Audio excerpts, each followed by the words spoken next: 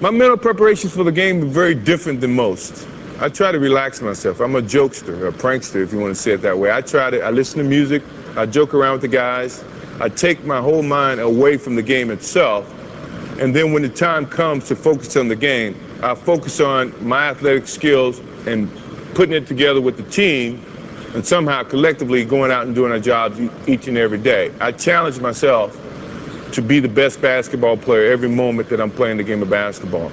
And sometimes that means tricking yourself in your mind to say that you can't do this or your weaknesses are here, but yet you still try to work on improving those weaknesses. A lot of people may say, well, Michael Jordan never had weaknesses. Michael Jordan had weaknesses. He just had to dig deep inside himself to figure out what they were and challenge himself to improve those weaknesses. So mentally, I like to challenge myself to go out and play a perfect basketball game. Although I know you can't do that. It's practically impossible to play a perfect game, but that doesn't mean you can't challenge yourself to do that.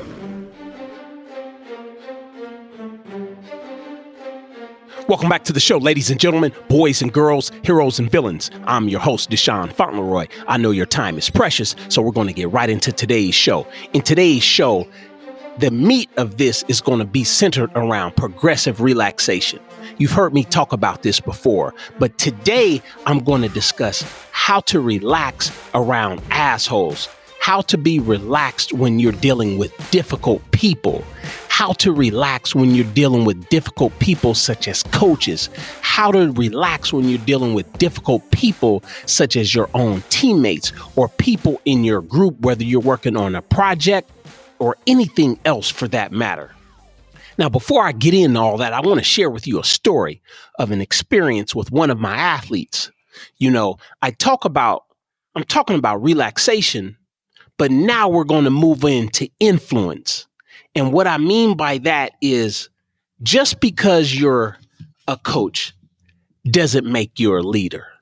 Just because you're a business owner does not make you a leader. Just because you're a CEO, it doesn't necessarily make you a leader. Just because you're the star player on the team, it does not make you a leader. If you're a leader of your industry, doesn't necessarily make you a leader. Your straight A student, 4.0 student, does not necessarily make you a leader. The quarterback of the team does not necessarily make you a leader. So ultimately, what I'm trying to explain to you is the bullshit titles that people get from time to time. That's all they are titles. Just because you have a so-called title, you want to feel important, it does not necessarily make you a leader. Leaders influence people in a positive direction. So what I want to explain to you is that I'm a coach. I'm a strength coach. I'm a speed coach. Those are the things that I'm good at teaching. I'm also good at recognizing talent. I might recognize a 7th grade talent as far as having strength and having speed and growing into a body to where they can go to a collegiate level. Just because I can see that kid having a 500-pound squat by the time he's a senior, I am not going to have him trying to lift 300 pounds by the 8th grade. I'm just not going to do it. He might have the genetic potential to do it, but I'm going to show him how to do things right. I'm going to show him how to do things technically sound so he doesn't get injured.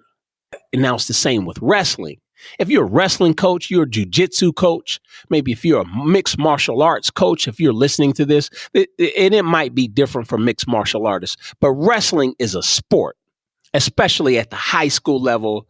Sophomore year, you've only been wrestling for 2 years. If I'm a coach, I am not going to choke my athlete out just to get him to understand mental toughness. That makes no sense at all to me. It's almost like putting him at a black belt level. You want to choke him out. He doesn't know any moves to get out of your chokehold, and you want him to sit there and endure it. As a coach, to me, that's ridiculous, it's stupid, and it's ignorant. Now, I've rolled with jiu-jitsu masters, and I've been put in a chokehold. Now, one of the first things they do is they'll do it moderately and they show you how to tap out. I'm speaking from my experience, the organization and team that I was with at this particular time. They show you how to tap out. And soon as you feel that, you can give them that tap. But more importantly, you learn the other end of it. You learn how to put on a proper or a basic chokehold, and they teach you how to put that on so you know what it feels like to put that same hold on somebody and have them tap out so you know your strength. And then as you get into a community, what I'm trying to explain to you, that I was a part of a community that they showed me trust right away, where I could trust this community, and they welcomed me. This was probably my fourth or fifth time going to roll with this particular group, me being a beginner, me hearing that rolling is a great cardiovascular exercise. And it really is. I can't lie. Some of my toughest cardio conditioning.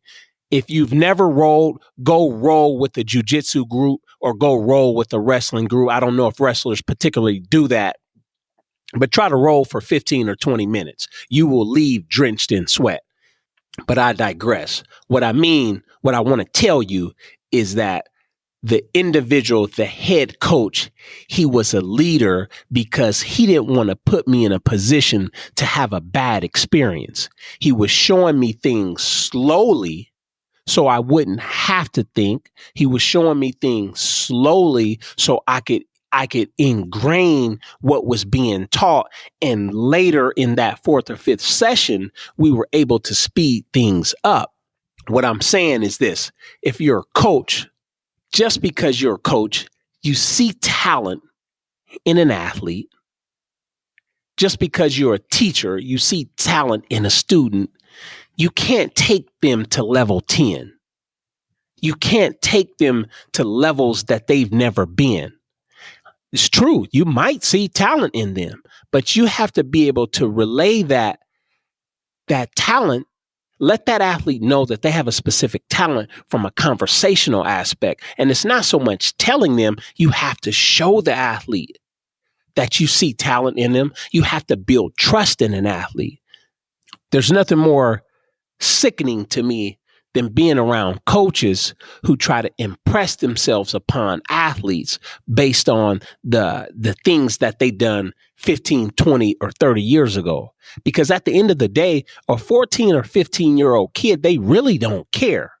Now, the flip side is that they're very intuitive, they're very perceptive, and I often think that we forget that sometimes globally as coaches. Kids are very intelligent, they're very sharp. But you have to remember that they always don't understand the power dynamic. They have to be put in situations where they're allowed to give their opinion. When you get an athlete to open up to you, you're going to get more out of that athlete. So I'm telling you this right now, coaches, is that sometimes we as coaches, we have to slow things down. We might see talent, we might see an end range for a kid or an athlete reaching their genetic potential. But the reality is, when you're at the beginning, they're a long ways away from that. So you know what you have to do? You have to fucking coach. You have to be patient. You have to have steps. You have to have systems and strategies. You have to teach things in degrees and stages so then you could see that finished product, because it's not all on the athlete. Again, you have to coach. You have to have systems and strategies in place. You have to have progressions. You have to slowly build an athlete up, not only physically, but also mentally and spiritually at the same time to get the best out of this athlete. Now, realize coaching isn't for everybody. And if you're one of those coaches and you don't want to take the time to do some of the things that I'm expressing today, get your ass out of the business. So at the end of the day, let's slow it down. Sometimes we all make mistakes. There has to be some grace, but we have to have systems and strategies in place to build our kids and be able to show them where we can see them going and not necessarily try to put that on them physically or psychologically right now when they're not ready and when their brain is still developing. Because I'll be honest with you, once you lose that trust, it's gone, and it's going to be gone pretty much forever. Worst case scenario, it's going to be very hard to re-earn a 14 or 15-year-old kid's trust after you violated that or put them in a position to where they're uncomfortable and they can't relax around you. Speaking of athletes, it's 4 types. We got the talent and ambitious. You have the talented and no ambition. You have non-talented and ambitious. And you have non-talented and no ambition at all. I would venture to say it is very easy to work with the talented and ambitious. You almost don't even have to do work. All you have to do is show up. It's harder to coach those athletes. One of the worst forms of athletes that, in my opinion, to work with is talented and no ambition. If you're in the coaching community, if you're a veteran athlete, if you're a head coach, assistant coach, if you're a teacher or administrator, you've seen hundreds of athletes like this at the pro level, at the collegiate level. Somehow they got there, very talented, but no ambition at all. And eventually it catches up to them. And eventually they're somebody's poster for what not to do. Now, I'll be honest with you. Some of my favorite people to work with are non-talented and ambitious athletes or non-talented and ambitious people, because they'll show up every day. They'll show up every day and work hard. They'll do 2, 3, sometimes 4 workouts in a day just to catch up and get up to speed. So those are the people that you look for. That's talent identification. As I said before, we're getting to a deeper level. You have 4 types of athletes out there. I want y'all to remember this. A, talented and ambitious. B, talented and no ambition. C, non-talented and ambitious. And D, non-talented and no ambition. Those are the people that you have to get off the bus fast. You have to have a conversation with them quickly as to why they are there, period. Going back to the story, sometimes we can be ignorant globally as coaches. Sometimes we could be silly globally as coaches. Sometimes we could be stupid globally as coaches. We as coaches, we often will make mistakes. It comes with it comes with the territory. But more importantly, if you're going to coach, you have to be willing to learn from your mistakes. Oftentimes, we don't get a chance to make the same mistake twice, nor should you. So that goes back to our own reflective learning. That goes back to us looking at things in hindsight to get a better insight, to look into the future so we can work with our athletes, make them better people in the community. And then when those athletes are done, they still have a good impression of us after they're done playing or competing with us or following our directions or coaching. Nevertheless, I want to transition into relaxation because oftentimes, we've all had them. I said it before, ignorant coaches, silly coaches, or asshole coaches. And you have to learn to deal with people in life. And that is what this is about. You can't always quit. You can't always go to a different team. You can't always go to a different community. You can't always fire somebody. You can't always move to another job. So at times you have to learn how to deal with the difficult, ignorant, silly, and stupid people in your environment. And one of the things that you have to do is you have to learn how to relax.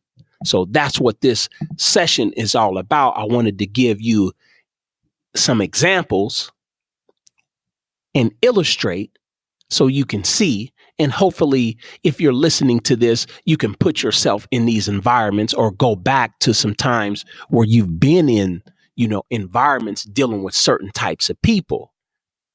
As I said before, this is about tools and strategies to deal with difficult people in difficult situations, so then you can still meet your goals and objectives.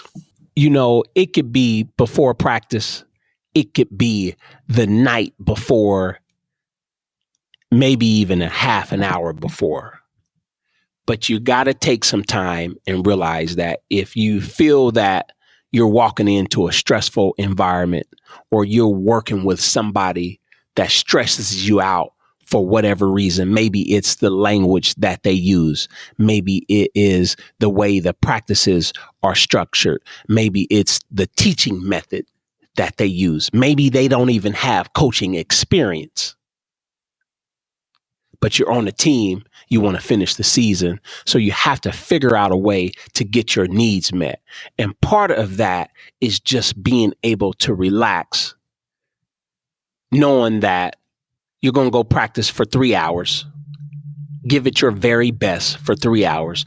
Be the best athlete that you can be. Be the best person that you could be. Be the best student that you can be. So you have to learn to breathe. One simple relaxation strategy is just Zen breathing. So before practice, what I want you to do, or the night before, find a quiet and comfortable place to sit. Breathe deeply, slowly through your nose.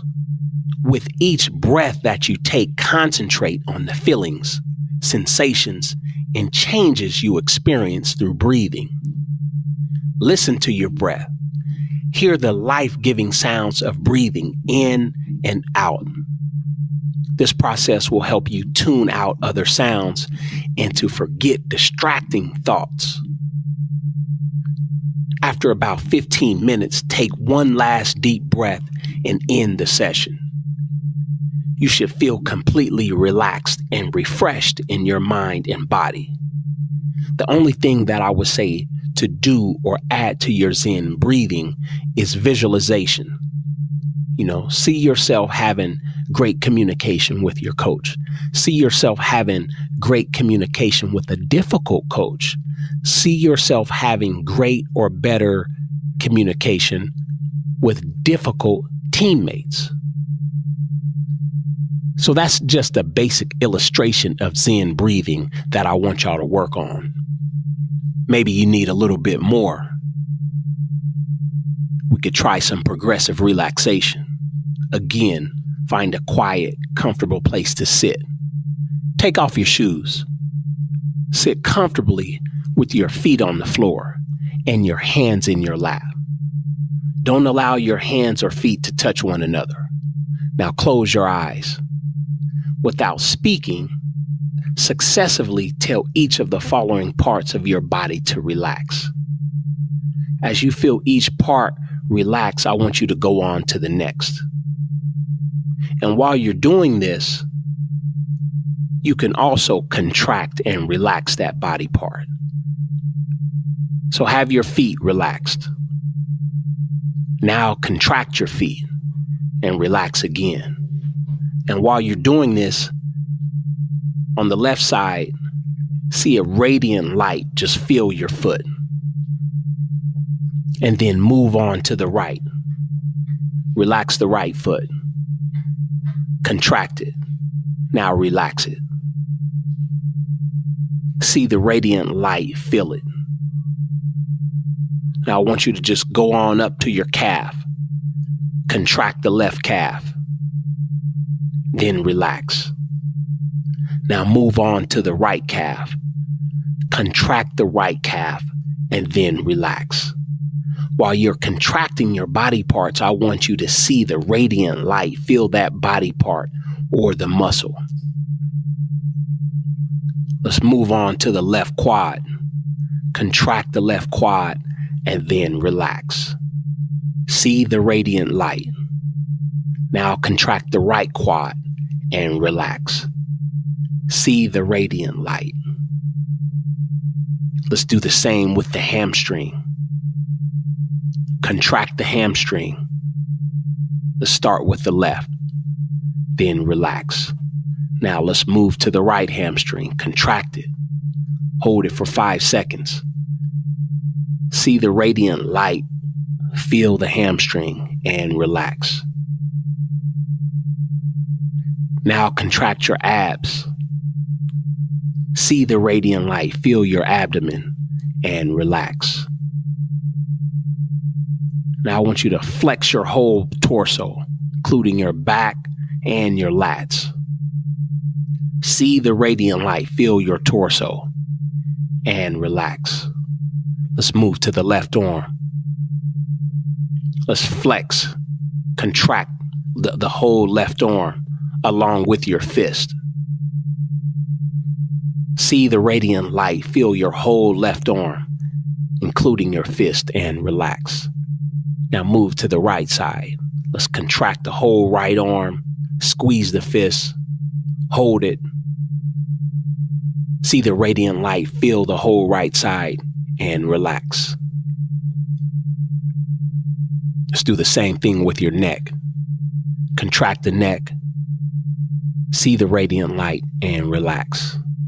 Before we finish, let's do the same thing with your face. Contract the face. See the radiant light. Feel your face and relax. So what I want you to do is listen to your breathing while you're doing this. Repeat the word or sound of your choice. Try not to let your mind wander from the chosen word. After about 15 minutes, take a deep breath and slowly bring yourself out of relaxation. Stand up and do some stretching and let yourself feel totally renewed. So as we transition, before we leave, you might just need some time to listen to some music. Now, I'm real particular when it comes to music for relaxation. In my opinion, what I like to listen to is some classical orchestra or some classical jazz. When we're talking about classical composers, think about Handel, Vivaldi, Telemann, and Bach. Check some of those people out. I think you'll like them. Listen to them for 20 minutes to get you relaxed before you go into a certain situation. I also like a more recent group that I found. They're called Black Violin. There's some African-American brothers out of the East Coast that were raised in classical, but have a hip hop and jazz infusion into their classical composing.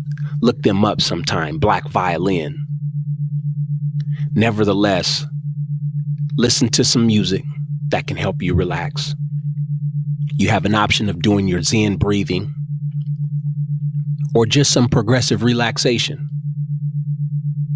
I talk about this in prior episodes. So ultimately, what I want you to do is learn how to relax before you go into a difficult situation.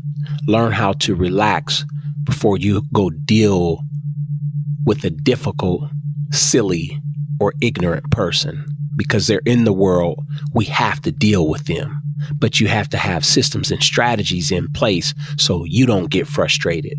You have to have systems and strategies in place so you can keep yourself composed. You have to have systems and strategies in place so that you can meet your goals and objectives. Before I close out, we have our course, The Edge. That's effective action, discipline, having a growth mindset, and expansion in terms of reflective thinking and expanding the mind.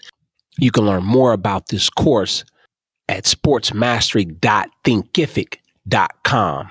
You can learn more about the course. This is The Edge. This is a course that not only the student athlete can work through, but I encourage the student athlete and parent to work through this together. And what I've often found out on one of my more recent realizations is that We're asking you to do assignments. We're asking you to reflect on past experience. These can often bring up some deep-seated emotions. So I want the student athlete, I want the parent and student athlete to be able to talk to each other so we can work through these emotions. That's what this is about. So, I don't mean to, but some of the things I'm asking you to do might be more on a clinical approach. And I can say that with confidence because I have friends that are clinical psychologists. I have friends that are licensed clinical social workers, and I often implore some of the things that I've learned from them in the past, from them, but also the people that I read. So those are some considerations that I've been contemplating the last couple of weeks. Sometimes we could go to areas that touch on deep emotions, and you have to be able to discuss those emotions with someone, with the parent, with the mentor, with a coach, somebody that you trust. So keep that in mind as you listen and do these assignments.